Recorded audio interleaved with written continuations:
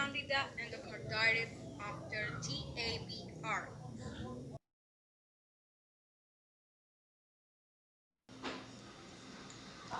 Definition: the endocarditis is the inflammation of the inner lining of the valves and cardiac chamber, which for the endocardium, normally this inflammation is caused by a bacterial infection, which grow resulting in valvular vegetation and rarely by a fungal infection. Congenital heart diseases. And the ones that have a septal or endocardial cushion defect.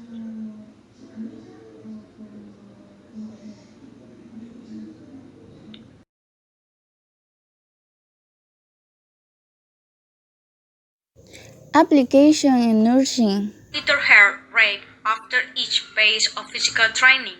Verify the evolution of the response to the exercise. You must make a record of the evolution of the patient during training. Monitor the bore scale at the end of each. My name is Dr. Divan, and the topic of the lecture today is valvular and endocardial diseases. In this lecture, we're going to talk about endocarditis, how endocardium gets affected because of some pathological consequences, and we're going to talk about some valvular diseases. First of all, we're going to talk about bacterial endocarditis. In this topic, we're going to talk about what bacterial endocarditis is, what other microorganisms lead to bacterial endocarditis, what are its types. We're going to talk about how acute and subacute can be differentiated on the basis of their causative organisms, on the basis of their valve involvement, and what are the pathological consequences of both of those types. Then we're going to talk about what are the predisposing factors, what are the etiological factors, and what are the clinical features with which a patient will be presenting to you with the patient who has bacterial endocarditis. Next on, we're going to talk about non-bacterial thrombotic endocarditis. In this lecture, we're going to talk about what is the cause of non-bacterial thrombotic endocarditis. Obviously, it's not going to be bacterial. So what other factors are there which lead to the formation of thrombotic endocarditis, and what are its consequences? Next on, we're going to talk about calcific aortic stenosis. We're going to talk about how aortic valve gets stenosed because of the calcium deposits. What are its causes? What are the basic causes of calcific aortic stenosis of happening? What are the congenital causes? What are the senile causes? And is it possible that calcific aortic stenosis happens because of any predisposing condition or predisposing pathology of the heart? Next on, we're going to talk about Pros and cons. Pros: the biological processes present a much lower risk of the thromboembolic events and therefore can do without anticoagulation. The modern mechanical processes warrant great longitudinal structural failures. Cons: usually present the risk infection as Candida and chromosomes, this dominant trait is present. We're going to talk about what are the consequences of mitral valve prolapse. We're going to talk about how it involves the myxomatous connective tissue. And we're going to talk about what are the etiological factors, and then we're going to talk about what are the consequences of mitral valve prolapse. Next time, we're going to talk about papillary muscle dysfunction. We're going to talk about what is the basic reason of papillary muscle dysfunction. We're going to talk about how stunning at one hand leads to the development of papillary muscle dysfunction. What is the basic pathological consequence of papillary muscle dysfunction? Next on, we have carcinoid heart disease. In this carcinoid heart disease is caused by which carcinoid structures or which carcinoid consequences.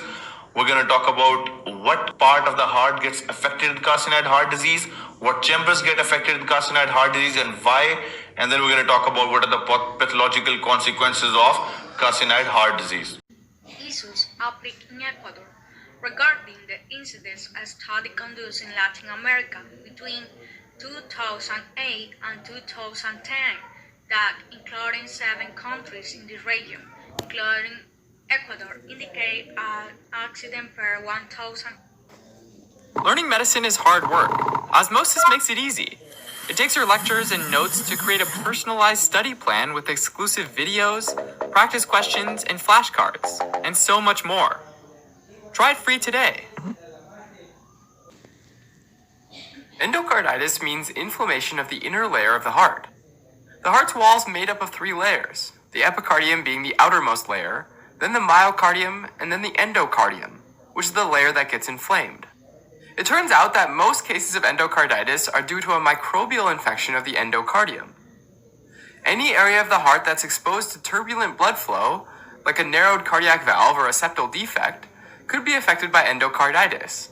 In conclusion, the prognosis of the endocarditis will depend on many factors, such as the sexes of the vegetation, the type of the microorganisms that have caused the infection, the existence of embolics or heart failure, and the alteration on the function at the affected pelvis.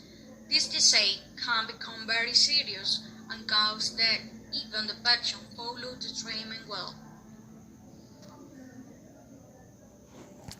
Weight loss, petechiae, and splinter hemorrhages in the fingernails. Upon auscultation, the nurse finds crackles in the lungs and a heart murmur. The patient reports to have had strep throat about 2 weeks ago. OMG, what could it be? And what is the first thing you would do as the nurse? Today we're wrapping up infective endocarditis. What happens when the heart starts growing mold, aka bacterial vegetation, on the valves inside the heart itself? Gross. So the fancy medical definition of endocarditis, endo means internal, card means heart, and itis means inflammation. So put it together, inflammation of the inner lining of the heart, mainly the chambers and the valves. Now we have 2 types of endocarditis, both infective and non-infective. Infective just means that it's caused by bacteria or fungi, and non-infective means that it's not caused by bacteria or fungi. Now whatever the cause, the inflammation is more common on the left side of the heart, where the aortic and mitral valve are, aka the bicuspid valve. So what's really going on in the body? Well, as you guys know, the heart has 3 main layers, kind of like a ham sandwich.